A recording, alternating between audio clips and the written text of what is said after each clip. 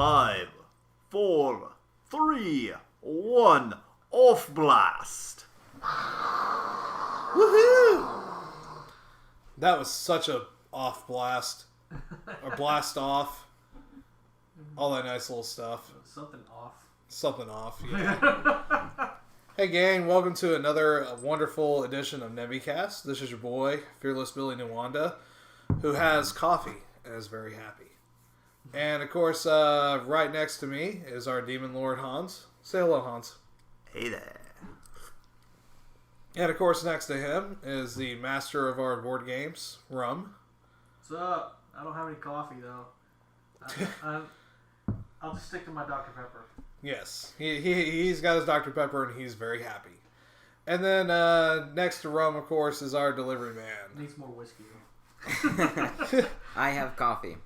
Yes. I like coffee. I like coffee. That's like it's going to be his catchphrase now. Yes. Coffee. Yes. For the record, the Demon Lord Hans has water. We're all drinking. Yeah. It's like, oh, this stuff is so good. Well, of course, we have to keep ourselves from getting parched while we discuss the issues of matter. Issues that matter. That thing. The thing that Words. does stuff. Words, phrases. Things. Sentences. The mats that thinner. Sorry, it's been one of those days. I've just been doing weird word combinations all day. Like my dad used to say, shake a tower when he would go take a shower. Yeah. Yeah. Oh man. You're going to hear a lot of like rumbling, like that's like people setting their mugs down. Yeah. Yep. Or demanding satisfaction for a real or imagined slight. Yes. Oh man, so yeah, we're getting things off to a great start tonight, aren't we? Let's see, we're in. We're like 2 minutes in 2 already, minutes in. and all we've been doing is We haven't started. proper. Good times. There's no problem. This is more fun. Yeah. Yes, yeah, this is more fun, indeedly doodly. But yeah, I'll start things off with a little bit of gaming talk tonight. So this week was the Destiny 2 gameplay premiere. And when we mean gameplay, it's basically just yet another pre-rendered trailer. Yeah. Doesn't gameplay meaning the actual playing of the game? Playing of the game, yeah, you would think. Unless it's Konami and they put a video up and they start dancing in front of it. True that. I just like to dance. I just like to dance. Because if you just XXX and YYY, you will be sucked. There's a reason why Konami doesn't show up at... Conferences hasn't shown up anymore. at E3 since then. And then now they're just making pachinko machines. Yeah, pretty much. Mobile games. But yeah, it was this kind of deal where they had a bunch of people come out and they introduced some quality of life features which I thought were really nice. Like, for example, clans will now be a major focus of the game, where, you know, it's basically like, for those of you who play WoW or Final Fantasy XIV, it's basically the guild concept brought into your wonderful MMO shooter game. So that's really nice. Another thing they've also implemented in is what they're calling it guided games, but it's basically like looking for group for raids. One of the most horrible aspects of Destiny 1 was the fact that if you wanted to participate in the high-end raid content for that sweet loot, you couldn't just jump in and get matched up with folks immediately. You actually, a lot of times, either had to be lucky and happen to know 5 other people to join in with you, or you had to go to third-party websites like DestinyLFG.com and try your luck there. Well, with Destiny 2, they're actually going to input it in to where, say you wanted to do one of the raids. You could put in that you're wanting to do a guided game, and you would actually be matched up with folks who are also just, could be 4 people, could be 5 people that are just wanting to, just need an extra player or 2. That way it allows a lot of players like myself who really didn't get a whole ton of that raid experience to actually be able to participate in the raid content. So I think that's actually pretty nice. They're also revamping some of the classes a little bit. Basically, Warlock and Hunter and Titan each get like one of their classes replaced. The Warlock, which used to have the Sun Singer, will actually be getting what's called the Dawn Blade, which is where they when they activate their ability, they fly up into the air and have a little shiny sword. And at that point, they can also do like a boots to the ground where they do like a stabbing maneuver. But the thing I found interesting about it is that it then also creates a health pool. So you can actually, for a lot of players, if they're playing in a group, they can run over next to the Warlock, and they can actually regen a lot of their health. Yeah, you lost me early on. Yeah, tuning most I'm kind of aware that I'm kind of like speaking to myself at this point. Not really. I'm listening since I did have a passing interest in Destiny. What I'm curious of, are they adding any new archetype classes?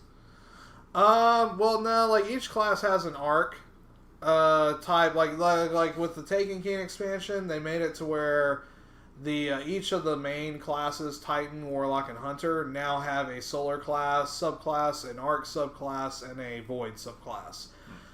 It's just that each one's getting tweaked. The Hunters now get instead of the Blade Dancer, they're losing that, and they're actually gaining a staff type weapon that they can kind of knock people around with. That seems And kind of odd. the craziest one, though, is the Titans. The Titans, for their Void deal, they're losing their Super Shield, which was like there was this giant bubble that you would just like, all right, bubbles popped, everybody go hide in there for a little bit. Instead, they're getting essentially a Captain America shield. Like, for players that when they activate this ability, players can stand like kind of next to him and be kind of protected by the shield, but then the Titan can also flick it like Captain America. So yeah, it kind of adds an interesting wrinkle to that gameplay. But The only game I'm really looking forward to this year is Assassin's Creed. true that, like I say, yeah, like we'll segue into that. So like a lot of details for the new Assassin's Creed got leaked. Yeah. Which, some stuff we've kind of known for a little while that it was going to be Egypt. set in ancient Egypt, but a lot of stuff kind of got unveiled Early. For example, this game is being developed primarily led by the Black Flag team. Yes. So Excited about that. yeah, so That's probably the best Assassin's Creed game after 2. yeah, so I mean, expect there's going to be a lot of naval combat. Yeah. They said storyline-wise, this goes back to the first Assassin's Guild in Egypt. So it's going to be kind of an Origins type story. Nice. There will be some modern day stuff, but they haven't that didn't get detailed out just yet. Usually the modern day stuff is like recently is you are playing as yourself playing a video game. Yep. That's So it's like the picture of the hand drawing the other hand, which is in turn drawing that first hand. yeah. So you're playing yourself playing on a game system created by Abstergo that allows you to play history. Yeah. Well, and then your console gets hacked by the assassins. Well, it's finally a way to get kids interested in history. True that. I mean, like, you do have to admit that the Assassin's Creed series has, they do a lot of research for these games. Yeah.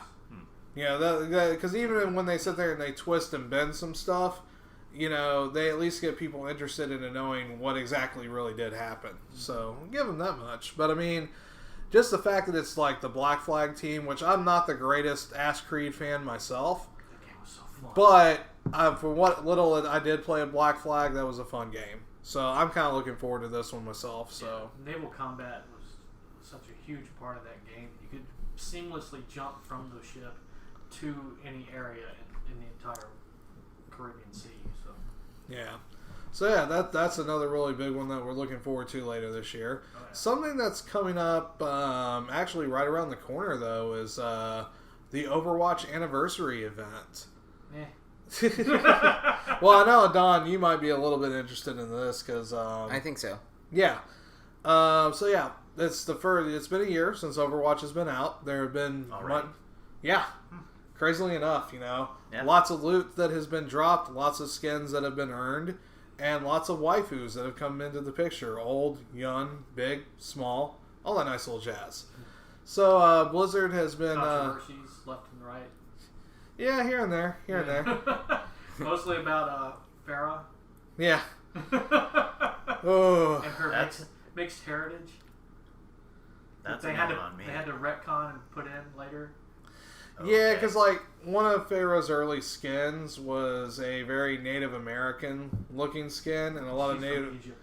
Yeah, like, even though originally they said like she was from Egypt, so they're all just like, "What the fuck, Blizzard?" Like, you think brown people were just going to any role? Yeah, That was the whole pretty controversy. much. And then like, of course, They're so all look the Blizzard. same. So Blizzard kind of figured out a way to work in a story with her being of mixed heritage, and it was kind of like more or less confirmed recently by Jeff Kaplan.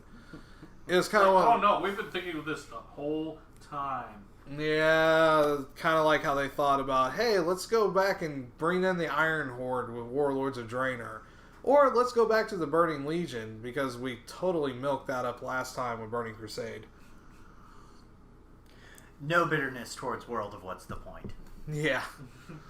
But yeah, I mean, like, so they're going to be doing, you know, lots more loot boxes. They've got some anniversary skins that are already up, which will, you know, look pretty neat. Except for the Zarya one. That one kind of sucks. But the other interesting thing they're doing is they're actually putting out a so-called Game of the Year edition of Overwatch. Which that, I think, is a little bit more money-grabby to me. Because it's basically the Origins edition, which was sold at $60, and the only difference between that and the Game of the Year edition is that you get some loot boxes with it. So they don't have like all the DLC and stuff. DLC is all free. DLC and characters are always free. Usually, Game of the Year is they have every skin. They have everything that's downloadable. No, upgradable. no, because then they couldn't get you to possibly spend money on loot boxes. That's right. So, Oh, here's a couple of them extra. There you go. yeah, it's kind of like thanks, Blizzard. Yeah, spend 60 more bucks. That's more probably Activision's fault. No, I mean, I don't know. Blizzard's pretty scummy on Ever that. since Diablo 3. Activision took over, though. Yeah. And Activision's just shitty anyway. microtransactions have been kind of pushed. That not a lot of people like them, but everyone seems to utilize them. So if it's not broken... But usually when Game of the Year editions come out, all of the stuff that you would Yes, usually but- unlock would be free for the Game of the Year edition. Yeah. That's why most people wait until the Game of the Year edition to buy games. Exactly. That it's generally cheaper. Yeah. Yeah. It's definitely much more cheaper than getting the game at launch and then getting the season pass with it. Yeah. Like, for example, you know, like we all bought the Final Fantasy 15 with the season pass, which And ran... you have to download Gladio.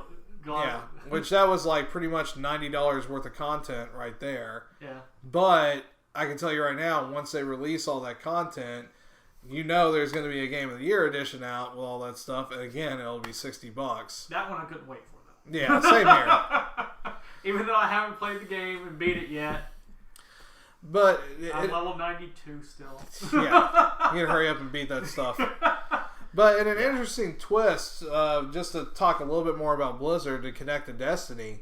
So when Destiny 2 was officially announced, they announced they were doing a PC version. The PC version is actually going to be exclusive to Battle.net.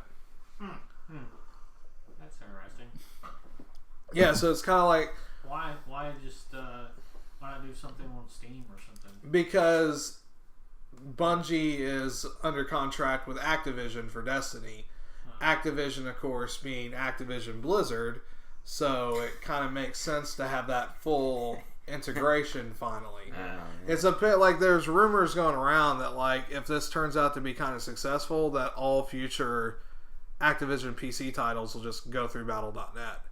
Because it's just easier because, I mean, they've got the client right there, and... It's hardly ever utilized anyway, other than for like Diablo or Warcraft. Diablo, Heroes of the Storm, Yeah. Hearthstone, that kind of stuff. Yeah, so if Which they- those do get some traffic, so... now EA has Origins. Yeah.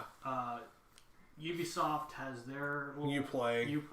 Which is well, I mean, they still interact with Steam, though, to an extent. Yeah, for So... the most part. But I think still, this is- like, I think they this have is- a way of distributing their own games through their own through their own platforms. Yeah. I mean, even Bethesda's starting to get like that now. So I think it's kind of like that larger deal. What you're seeing is a lot of the major game companies for PC are starting to just kind of go more into their own gardens, so to They speak. still have cross-platform stuff like with Origins and Yeah. Steam and stuff. You can still play. You can still buy a lot of Steam games or Origins EA games through On Steam, Steam, yeah. but they have their own way of distributing it as well. Yeah. But yeah, like I wouldn't be surprised if you start seeing a lot of the future Call of Duty titles go through Battle.net. Call of Duty, Call of Duty, Call of Duty. Call of Duty. But just think, you'll get that sweet, Diva skin in the next Call of Duty. That's right. You know? I so totally can't wait to see a generic World War II soldier in Heroes of the Storm. William, could Or- you tell us who Diva is? I don't know who Diva You, is. you get like the giant mech in World War II. Yeah, you get the bunny mech in World War II. That's right. But yeah, to kind of explain a little bit about Diva being my main and Overbutts. Diva is a champion StarCraft player who is drafted along with a bunch of other video game players to pilot the mecha for South Korea to defend against the Omnic invasion, because they needed human pilots to control them, since when they originally did them automated style, the Omnics would take them over. So they needed human pilots.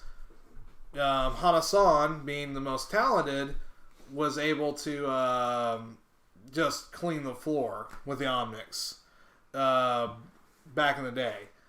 And after the Omnic uprising comes to an end, she becomes like a very famous actress and star and Pacific Rim, pretty much.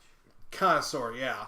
Yeah, And game celebrities. And yeah, she becomes a celebrity and all that stuff. Of course, in the game situation, she's technically not actually part of Overwatch. She's considered one of the good guys, but she's not an actual member of Overwatch at this point, because Mecha and all that stuff, that's South Korean government controlled. But yeah, she's like really fun. She's like, especially in the early days, I could just use her to like bully, do crowd control, all that nice little stuff. Can't do that as much anymore because your they. gaming waifu there. But yeah, she's pretty much my gaming waifu. So yeah, I mean, Overwatch Uprising, Destiny 2, new Assassin's Creed coming out. Yeah, it was a pretty decent week for gaming news. Yeah. There's also that ARMS Direct. Yeah, the ARMS Direct. Yeah, that was kind of that was an off-kilter one, but that actually makes me more excited to pick up that game here soon. I really can't wait for E3 to find out what Bethesda's got coming out too, though. Yeah, that's true. Yeah, Bethesda's coming up. They got their own. Aren't they starting off all the E3 conferences? I believe so. It may be right, because they usually do it on Sunday. And Yeah, they usually lead off. They're the first one. usually, but last year they got mad because somebody else like trumped them and came out before they did or something. Yeah. Or was it Microsoft? I can't remember. Might have been Microsoft. They might have been going roughly at the same time. Yeah, something like that. Anyway, yeah, I'm excited to hear what Bethesda has to show at BethesdaCon, as it's become. BethesdaCon, Yeah. otherwise affectionately known as QuakeCon. Yeah, that should be pretty good times. Of course, the E3 around the corner, and yeah, can't wait. It's gonna be super fun times. It's late. You can tell it is kind of late, but it's okay because we got coffee. That's right. I need whiskey. Yeah. So I'm sure there's coffee and whiskey available. Yeah, I thought you were getting ready to say, I can't really I'm sure. stand up right now, though. It's like for a split second, I thought you were getting ready to say, well, I'm sure, there's cock available. And it's like, well, there's four cocks in the room right now. Yeah, we never did Always say available, that not on offer. Yeah. No. Irish coffee. Don't make me go all Consuelo on you. Yeah. No. No. One of the single most annoying characters popular culture has made. Mr. in quite Superman, some no time. here. No. Oh Man, my goodness. It's awful. Yeah, we have descended into madness, folks. But speaking of madness, we played Arkham Horror today, and yeah, spoilers, we got our asses handed to us. On a silver tentacle-y platter. I mean, the thing about Arkham Horror, though, is that it's one of those really tough board games to kind of get down. I mean, not as far as the mechanics go, but the scenarios are With not... the mechanics as well, because, yeah, there was a lot of, okay, what was that rule again? Yeah, and we completely forgot about the professor's special ability for how long? Oh yeah, until I killed him and replaced him with a researcher. Yeah, and then, like, we started the game wrong. Cthulhu caused us to have one less sanity and one less stamina. We didn't realize it until halfway through the game. Oops! So we just magically stubbed our toe and it never quite righted ourselves. Yep. We spent that time thinking about how we stubbed our toe when we didn't run into anything, and that made us reduce our sanity. Yeah, and then we both lost a character and had to get a new one. Yeah. Yeah, I mean, He did his voluntarily. I ran up to a enemy and it was like, hey, kill me. I need a new person. He sacrificed the student, Amanda Sharpie. Yep. It happens. But I mean, Arkham Horror is one of those games that it's just like, it's designed to be a tough one to win. We really needed a third player, Yeah. but somebody I don't know what wasn't- happened to that somebody third wasn't player. available. And I He was wonder- probably out whoring and drinking. Yeah, exactly. Yeah. Well, the tequila was probably really good. So I hear. Yes. All right. But Moving yeah. on. Yeah, mayhaps at this 20-something minute mark, we should get to... We should get to the meat of the bones. By the So, way, your Thoughtful Thursday has gone up to 10 views so far. Oh, that is awesome. I am very, very happy. yeah, for those of y'all who haven't been necessarily checking everything out that we usually do up here in the Never Devil group, we have, of course, a new podcasting type deal, Thoughtful Thursdays with the Dawn, which we kind of take a topic and kind of really go in depth in discussion on it, and we actually kind of converted that over to video style. Yes. Like if you check us out up on YouTube at Never Devil Group, you can check out the video version for a lot of our iTunes listeners or Google Play listeners who check us out via audio stuff only. We still have an audio version of that for y'all to gander upon as well. So, yeah, multiple ways to get your fix. Yeah, we have a lot of fun. Yep, with that. we do with that. But yeah, that was a pretty fun episode to record. Mm-hmm. True that. And we'll actually be starting up the Nevicast in a video format here pretty shortly. More than likely starting with our next episode. We just have to get our nails did. Get your hair fleeked.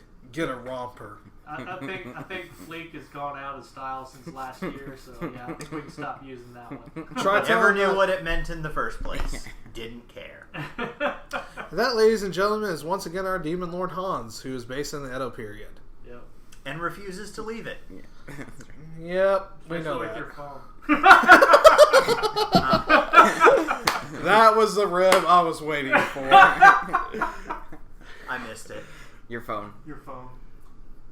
It's based in the Edo period. Oh, I do have I have an almost smartphone.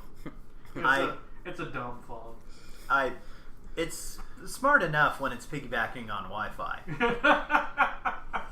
and not deciding that it's going to die when it has a perfectly good charge. It's a piece of shit, but I don't like phones. No, it's a phone that goes in the short bus. It rides the short bus.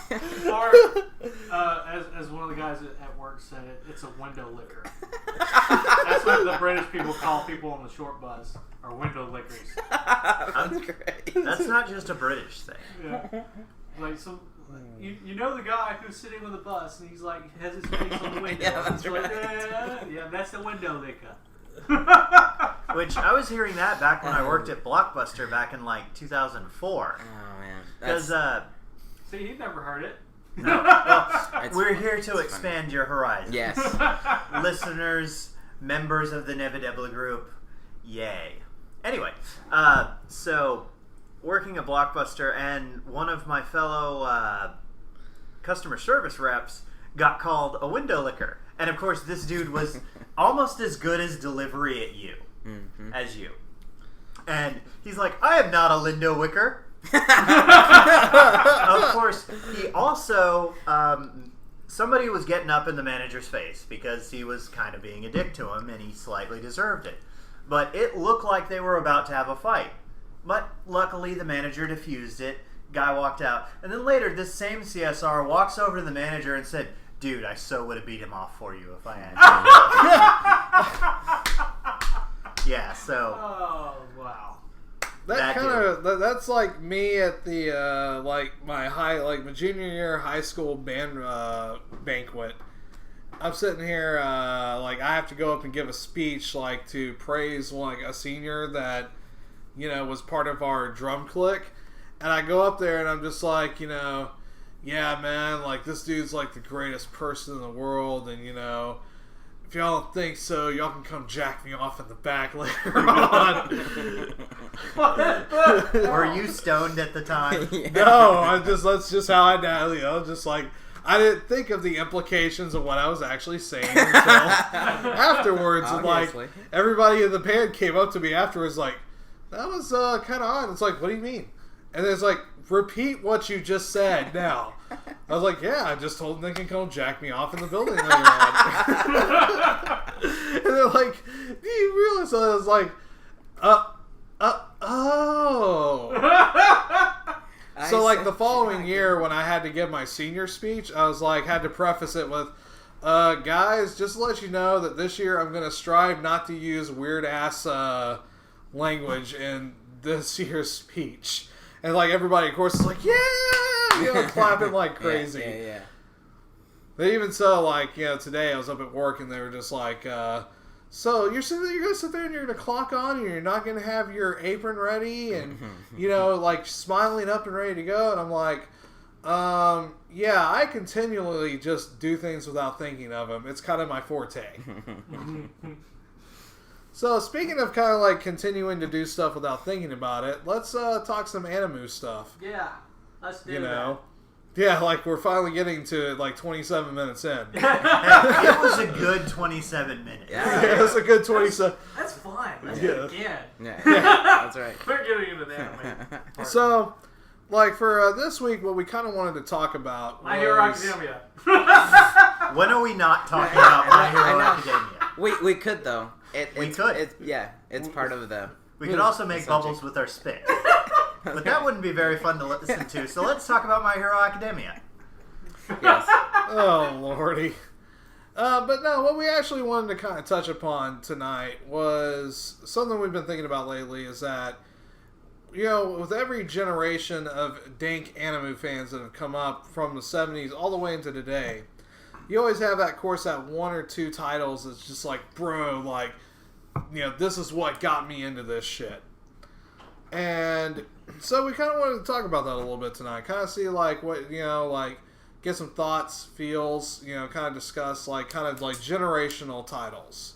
Now, like a lot of people, like it kind of started for a lot of American anime fans. This started back in the 70s. With, of course, Star Blazers was a really big one. And as well as like a lot of the Leiji Matsumoto stuff, like they actually brought over, of course, Galaxy Express 999, Captain Harlock. Those were a couple big ones, especially back in the 70s. But of course, like in the day, like anime was still kind of back then. It was Japanimation. Mm-hmm. Yeah. So What is Saint Seiya? 80s? Saint Seiya was Isn't that the 80s. 80s? Yeah. It was 80s. 80s in Japan, 90s here. Right. Yeah, It became known as... Knights of the Zodiac. Yeah. Because it had that one, like it was even more known for that Bowling for Soup theme songs. They did a cover of Iran, which makes no sense in the greater context of Saint Seiya at all. But it was a really good cover. But yeah, like Star Blazers was like the big one, along with like the Leiji Matsumoto stuff. And of course, when you think of 80s, you think of the great glorious Nihon people think of it as Macross and Southern Cross and When was Hokuto no Ken? Hokuto no Ken? Yeah. That's a good question. I think that was the 80s. But was it really big here in the States, though? No, I think it hit here to the degree that it did in the 90s. When that trickle was becoming a flood of people who were actually into anime. Yeah. Well, it's because back in the 80s, it was pretty much like, you had, of course, like Robotech, which was like those three series combined into one weird mismatch that somehow magically worked. Mm-hmm. Then Candy. Yeah. And then there was, of course, Voltron as well. Yeah. When are you going to form Voltron for me? If you loved me, you'd form Voltron. Form Voltron! Yeah. Sorry, that just... The new series? Yeah. Yeah, that sounded like... It's really... I need my space! Other than that, it's a really good series. I'm not debating that. It does look cool. It's just, I'm poking fun at that. No, if you like loved me, you'd form Voltron already! That was what, the second episode? I don't know. Like that? Eureka 7. Form Voltron! Form Voltron! We're, of course, talking about the recent one, which was Legendary Defender. Yes, it was redone by DreamWorks. Yeah. Interesting. Put on Netflix. Yeah. Well, to be fair, I wrote off the series Eureka 7 after one episode of every other phrase being cutback drop turn. Because if you cut back drop turn against his cutback drop turn and he cutback drop turns to escape your cutback drop turn, you'll both cutback drop turn, form a wormhole, and destroy fucking creation. It got really good later, though. In that case, Cut let's let's cut back drop turn to the 90s. Because in the 90s, you actually expanded out a little bit. You ended up with of course, the big one was Sailor Moon. Yeah. Because that was one of the first anime to really break through in syndication. I mean, DBZ. well, Dragon Ball and Dragon Ball Z did go a little bit in syndication, but they didn't really pick up until late 90s. Yeah. When it was on... But it originally aired in the 80s. Yeah, Toonami was a big one. And Inuyasha would be the other one. Well, Inuyasha's like 2000s, but we'll get to that in a second. Okay. Yeah, early okay. 2000s, since it was picked up by I think it was Adult Swim? Yeah. Yeah, it was Adult Swim. And that's when it kind of caught fire. Because Toonami stopped airing. Yeah. They stopped airing Okay. Toonami. I have no notion of time. But the 90s were pretty much like, It's it was like overrated. Sailor Moon, Dragon Ball Z, pretty much the Toonami big players, like Tenchi Muyo and Trigun, Escaflowne. Escaflowne was good. So that's kind of when anime was starting to explode a little bit into the geek consciousness. What's interesting is that the reason why I asked earlier about Saint Seiya is because in Mexico it was a huge deal. Yeah, Knights of the Zodiac. This is the crazy thing about Saint Seiya is that Saint Seiya became a huge deal everywhere but the States for the longest time. That's weird. And it wasn't until somebody decided to say, well, fuck, I guess we'll finally bring this shit over. And they brought it over as Knights of the Zodiac that people, took notice and oh, hey, this actually is pretty nice. Mm-hmm. Oh, I skipped that one. That was a good show. And I was more into Yu Yu Hakusho. Yeah, Yu Yu Hakusho was another big one that came out that they brought over in the 90s. Mm-hmm. And I actually remember Yu Yu Hakusho not for the television show that got picked up, but actually they brought over one of the movies first as Poltergeist Report. Huh. I didn't even know that it was that and Yu Yu Hakusho were one and the same until years later. Because I thought it was just hey, this is a really cool movie. And then realizing, oh, shit. They oddly look alike. Yeah, they oddly look alike. My first anime I ever saw was Birdie the Mighty. It came on... Oh, I know that one. What was it? Oh, this is smart. It might have been early days of when Stars was still trying to start their own network. Yeah, they're still trying to get their own stuff. So yeah, they showed It a was lot. late at night. It was like Birdie and Mighty, and they also did Armitage the Third a lot, Yes, didn't they? yeah. They were a big proponent of that one. That was way before Toonami even started showing any anime. Yeah. Anywhere started showing anime. Yeah. Plus the other really big one of the '90s was the first Ghost in the Shell movie. Yeah. Mm-hmm. Because that was one of those like that and like I actually didn't see that one until like early 2000s when I was in the Air Force. Yeah, it's like pretty much like back in the day when you were like trying to get your peeps into anime, like when you kind of came up in our generation that came of age in the 90s. There was 2 anime that you would always show to them and be like, yeah, man, this stuff is like really deep and profound and like you really get it, you know. One of them was Akira, and the other one was Ghost in the Shell. Mm-hmm. I didn't like either one of them though. I barely paid attention to Ghost in the Shell. We were actually playing Magic the Gathering at the time. So What That sounds about right.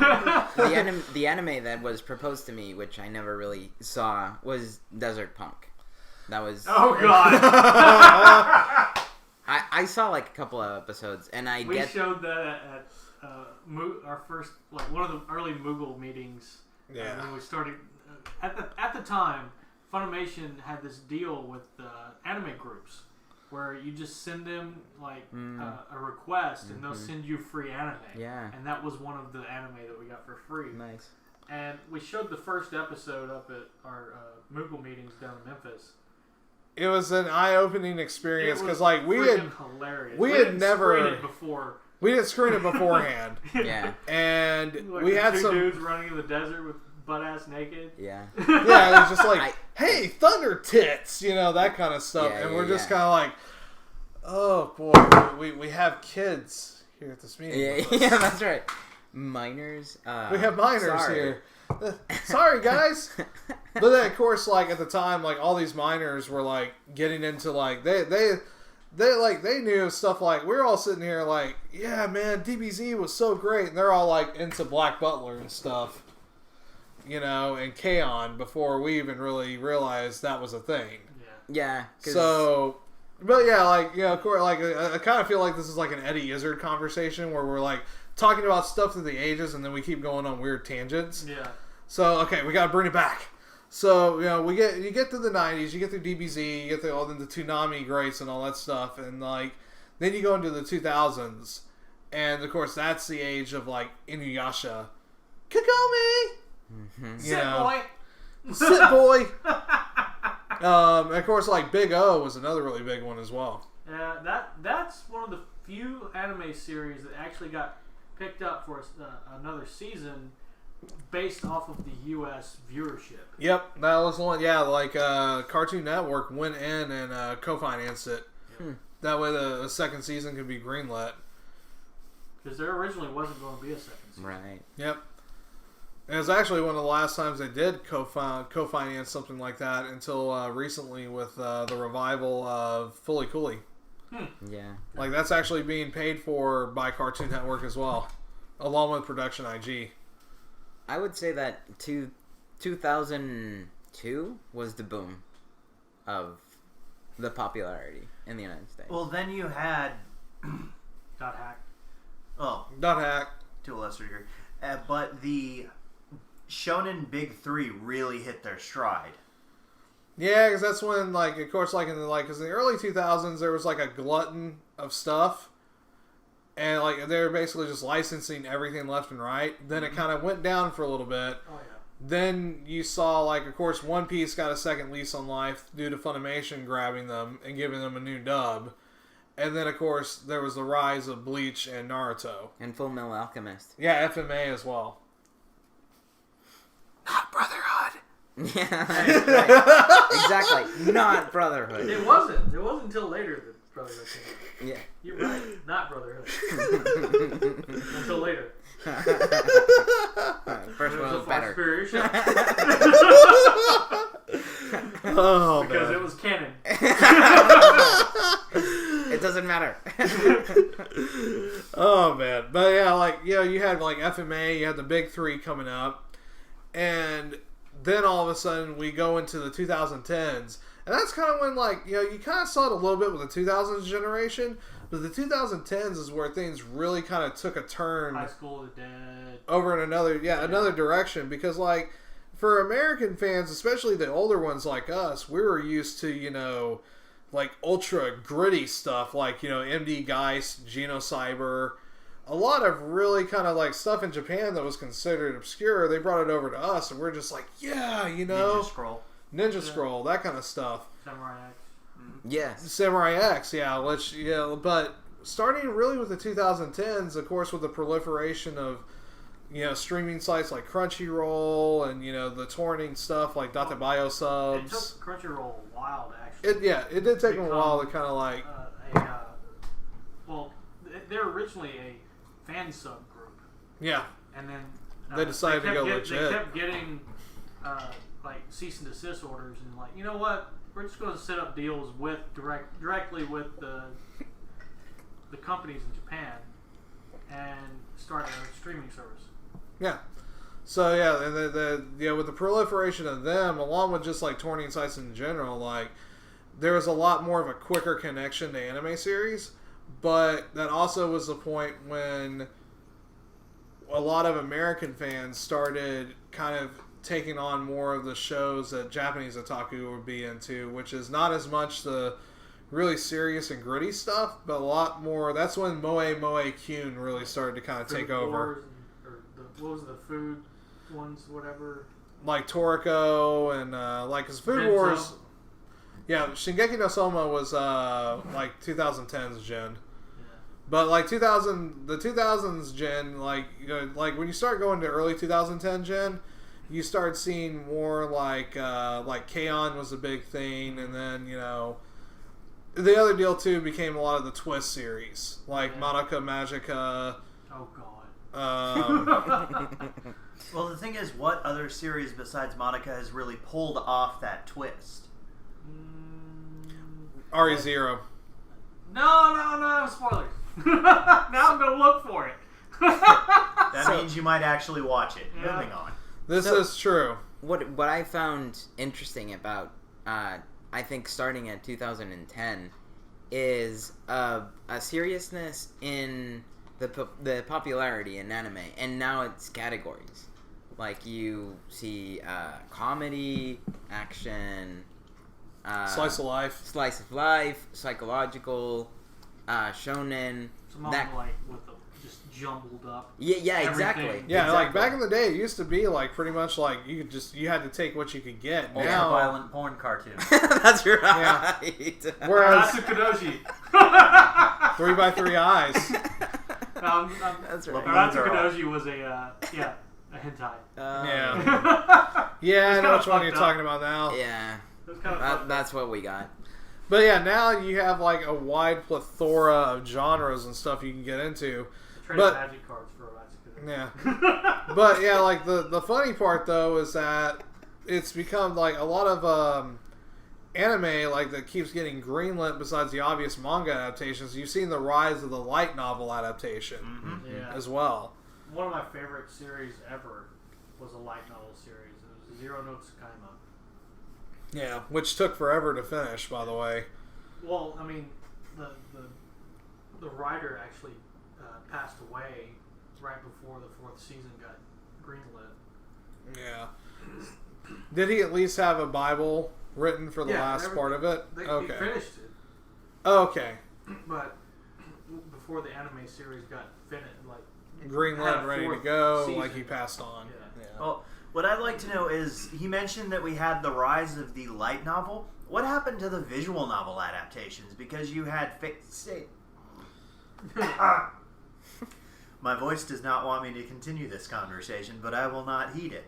But you had Fate Stay Night, you had Higurashi no Nakakoro ni, and a lot of them were Eroge games, I will say. School days. Yeah. But what happened to the visual novels? I think it's kind of like the equivalent of like American film companies. Like every few years they'll find something to latch onto. Like in the 70s when Star Wars broke out in the late 70s, it became space operas. And then, right now we're in the middle of a giant, comic book movie renaissance. In the 80s was mostly like, what was it, gritty. Empty-headed action movies. Yeah. But there's also an undercurrent running through current cinema of trying to bring back properties from a previous time. And that's remakes. Another thing I'd like to say about the current crop of the Touchstone series. Mm-hmm. Like you were talking, Chris, about React video of teens trying to guess older anime. And one of the only few they got were Sailor Moon and Dragon Ball Super. Z. Well, Dragon Ball Z, which Dragon Ball Z has a continuation in Dragon Ball Super, and it's just been kind of pushed along, and anything Akira Toriyama touches is gold. Yeah. Sailor Moon also recently had the Crystal Revival, which I would like to pose the question to you. Are revivals or rehashes, retreads, whatever, essential to keeping something relevant? Not well, No, their parents just sucked at teaching them the correct ways of anime. Which, going back to Thoughtful Thursdays, every Thursday on the Nevi Debla group, we were talking about how mentors fail. Yeah. So, if mentors did not fail, then maybe we wouldn't have to sit through a fucking Baywatch movie in 2017. but Starring Dwayne The Rock Johnson. He's actually a good actor. He I is. don't mind him being in But stuff. it's Baywatch. Yes, it is. And look how horribly Chips tanked. Yeah. I'm sorry to everyone involved with that, but Of course- that fucking movie Of tanked. course, it's from the 70s. The show was so. Yeah, things have that's changed. That's like baby boomer generation. Yeah, that's When they generational get like stuff. the 80s stuff, then maybe. Well, wasn't Baywatch early 90s? 80s. Oh. No, 90s. It was it was 89. 90s. Yeah. I thought It came started out started in like the very late 80s, like That's why 89ish. that's why I'm But saying, its like, heyday hit through 93, the 94. 90s, like especially with the rise of Pamela Anderson. Yeah. Is the sequel going to be Baywatch Nights? Yeah. I don't know. So, I don't to, care. to answer your question, though, I think it really depends on the story because I can think of Hunter x Hunter, for example, which I love. I love the whole story. I love the characters, and they came out with the first show in 1999. Yeah, the first anime like started in 99. And so they did this thing where they did a remake in 2011. Yeah. And It was a remake? I thought it was just a continuation. No, it was a complete it's a remake. Because okay. the problem was that yeah, because of dude's tendency to take breaks every time there's a Monster Hunter game, or like when he's legitimately hurting, they couldn't keep the 90s anime going at all. So they just said, fuck it, and they went ahead and did a remake for it. And it was extraordinarily popular because the manga is like one of the most popular manga around. It's just, again, just dude can only work so much at a time. I mean, it's one of those situations where I would not be surprised if hopefully dude's got a Bible written out for how the story's supposed to go. Because I have a feeling what's going to end up happening is that somebody else is going to have to finish it. Robert Yeah. Jordan? Yeah, pull a Robert Jordan. and I think the story behind the anime is strong enough where a remake has enough material, or the previous show, the story itself has enough material where you can make a remake and you can still approach the anime from a different angle and still have enough prima materia to work with. And sometimes, like, another really good remake example is actually JoJo's Bizarre Adventure. Because originally there was I remember that came out in the 90s. Yeah, there was a 6-part OVA that came out in the 90s. They showed it on Which was Konami like- or Adult Swim or something like Yeah, it was like a really truncated, warped version of Stardust Crusaders, the third part.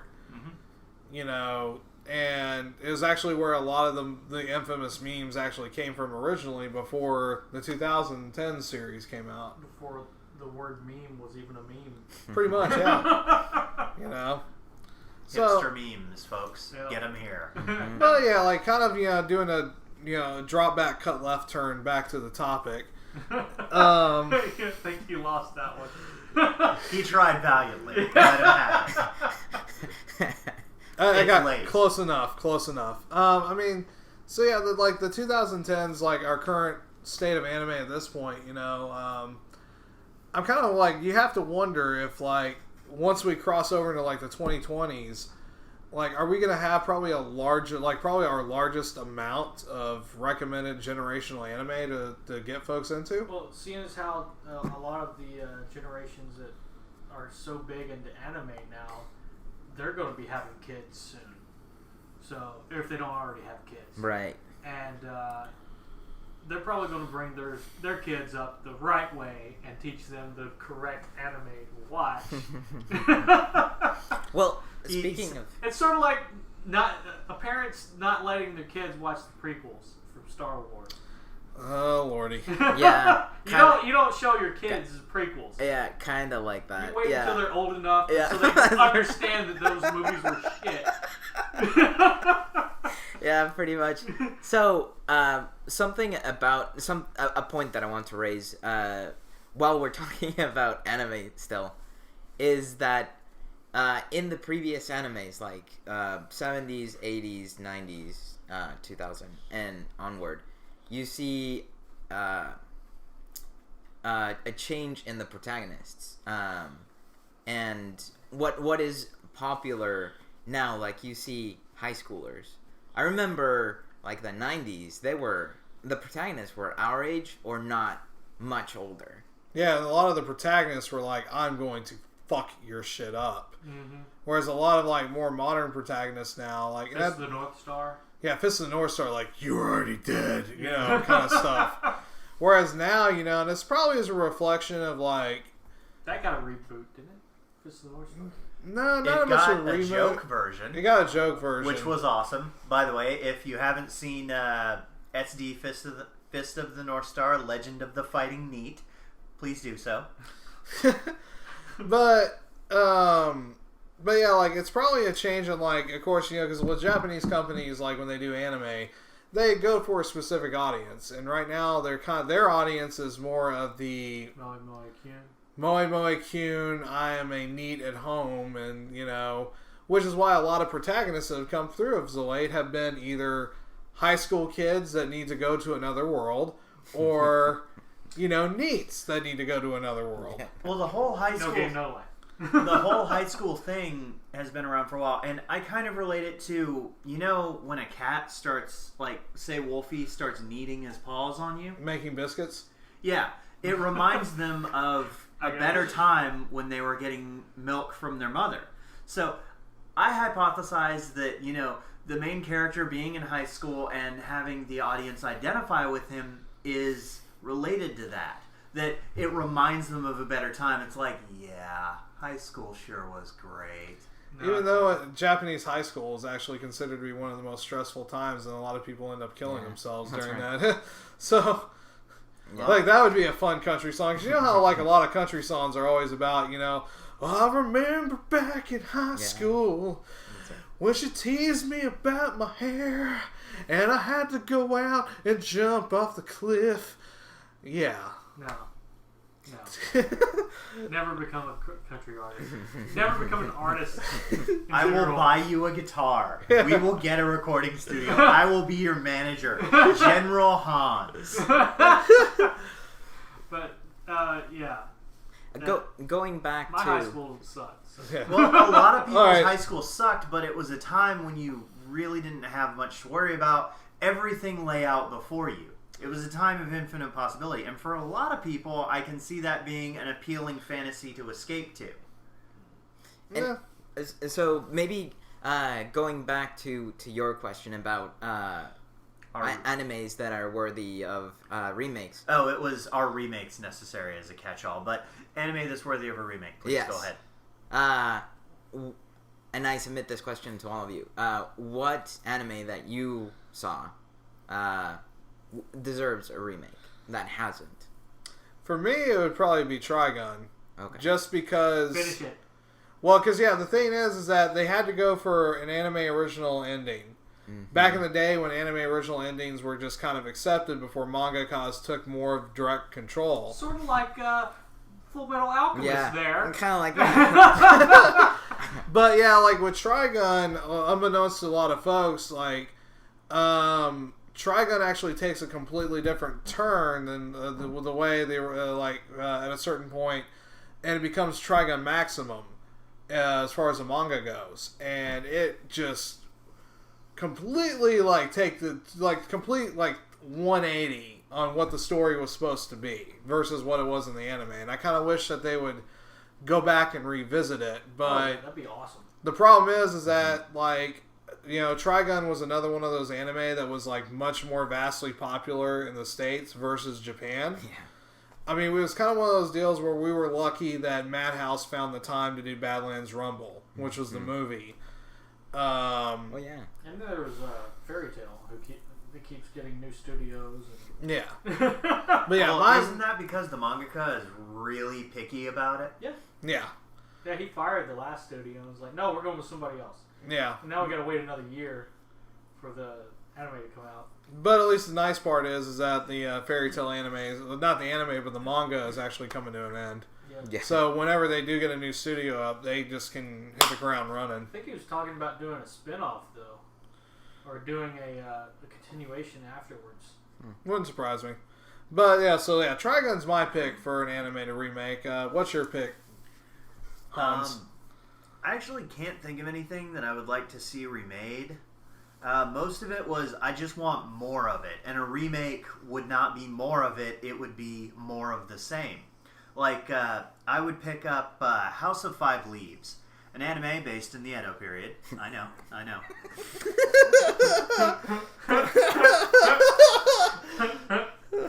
Pause for laughter. But I would like more of those characters. I don't see what the point would be in rehashing what they've already done because it's already recorded. So give me more of it.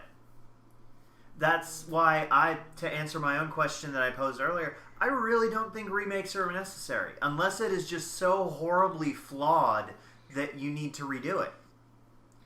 Yeah, I think with remakes, I'm thinking of Like Fullmetal Alchemist. keeping the actually, story.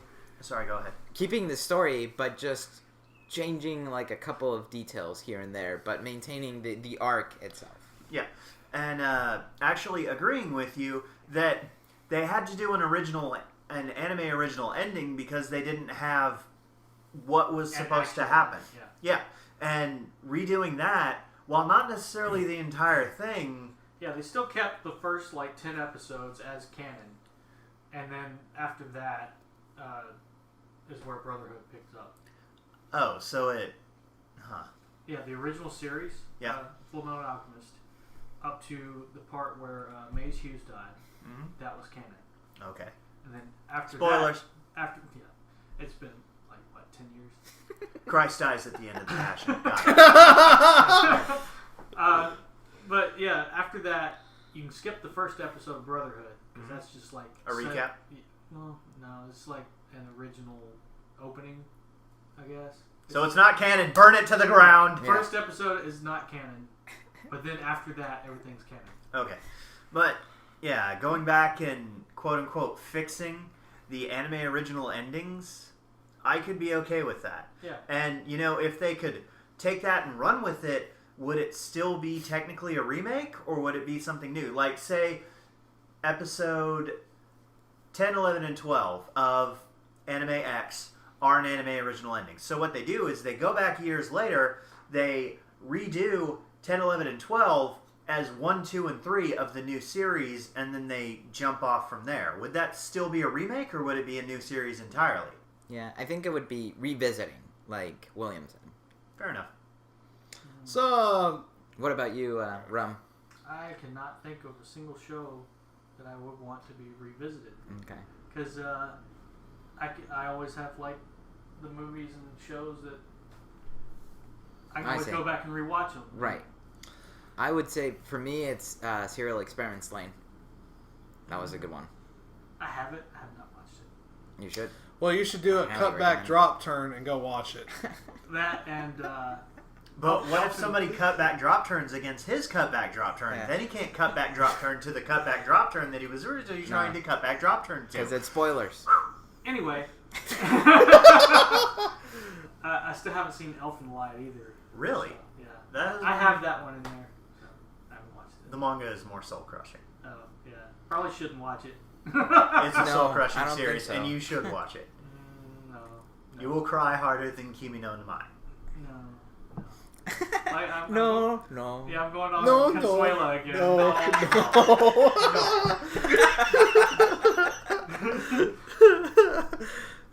Yeah. No. Let's cut back drop turn away from there. No. No. back, drop, turn. No, no. Oh. I can't really think of a show that I'd like to be redone, but I could probably think of a couple that could have the Dragon Ball Kai treatment put to them. They cut out a lot of the filler episodes, sort of like Bleach or Naruto. Yeah. Or most of the series, then. Yeah. Anything long running. Gintama actually addresses this very well when they talk about filler. And because it takes so long to put the manga out, and because you can convey a lot more in a much shorter time with animation, it's inevitable that they're going to catch up. So you end up... Yeah. You end up almost being forced to do filler even though no one likes it, because maybe if they could do what One Piece does, this is told secondhand from someone else, but One Piece's filler is okay. It's not stupid. Yeah. It's not they're throwing darts at a board on the opposite side of the room to figure out what bullshit they're going to do, like get their driver's license, bake a cake, or make ramen. Yeah. Another really good example. Fairy Tail. Awesome fillers. Well, mainly, I was getting ready to say, a lot of that is due to the fact that, again, because the mangaka is so controlling, he even controls the filler stories. Except for the first couple seasons of Fairy Tail. Those were freaking stupid. The Jigglypuff gang. I haven't gotten to the Jigglypuff game yet. Yeah, screw that crap. But after that, the fillers are freaking amazing. Yeah. Well, that's one of the things why I don't get. Okay, you have your manga, and say it looks like a hot property. Someone approaches it. Why don't they keep the mangaka on retainer? And yes, you can still have the manga coming out, or it can even be ahead, but have him work simultaneously on both. I know that the schedule of a mangaka is kind of hellish. It's mainly having to do with that. For example, I saw a chart of how a mangaka's work week is, and it's like, I don't even think they approach 20 hours of sleep over the course of 7 days. Especially if they're producing for a weekly Shonen Jump. Yeah. Although that's why a lot of times what'll happen is you'll have mangaka, once they finish up their big series, they will take a long time off before coming out with their next work. Or you end up like Togashi with Hunter x Hunter, where it's just like, I could be working on this right now, but, fuck this. I'm going to cut back drop turn onto a Monster Hunter game. Or George R.R. Martin. Yeah, pretty much. It's like, he gets a lot of flack on Twitter because he makes a lot of Twitter posts. Yeah. Yet he still hasn't finished the latest book.